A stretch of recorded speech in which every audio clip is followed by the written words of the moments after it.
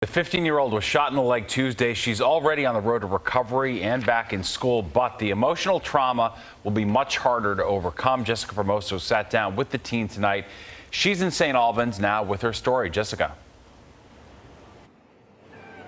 Good evening, Steve and Lori. That's right. 3 days ago, the shooting took place here in St. Albans, right outside a home. Tonight, there is a police vehicle stationed outside. And just a few hours ago, I did speak to the victim, just 15 years old. She is in shock and she is scared. She asked that we do not show her face on camera. Now, she tells me she cannot believe that she was shot inside her home while doing homework. Police say the family was not the intended target. They actually just moved here to St. Albans 3 years ago.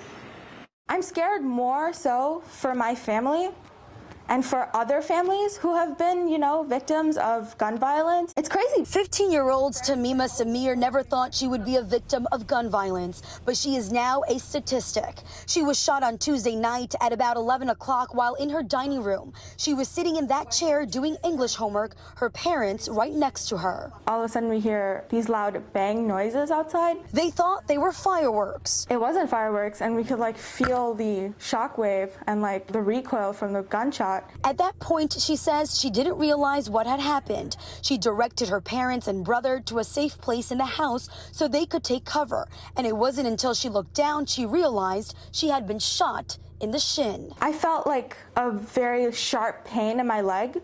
I thought it was an electrocution. So I looked down at my leg and there's blood on my hand.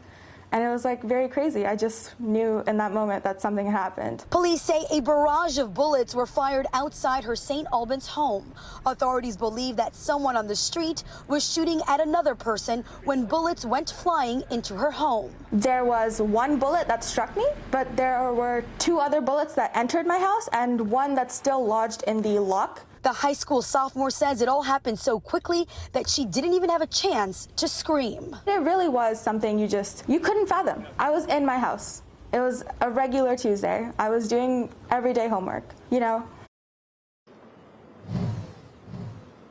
And police are still looking for the suspects. As for Tamima and her family, well, she says they will not allow fear dictate how they live. They will continue to live here on this block inside that same home. We're live tonight in St. Albans. I'm Jessica Formoso, Fox 5 News. Lori, back to you inside. All right, Jessica, thank you.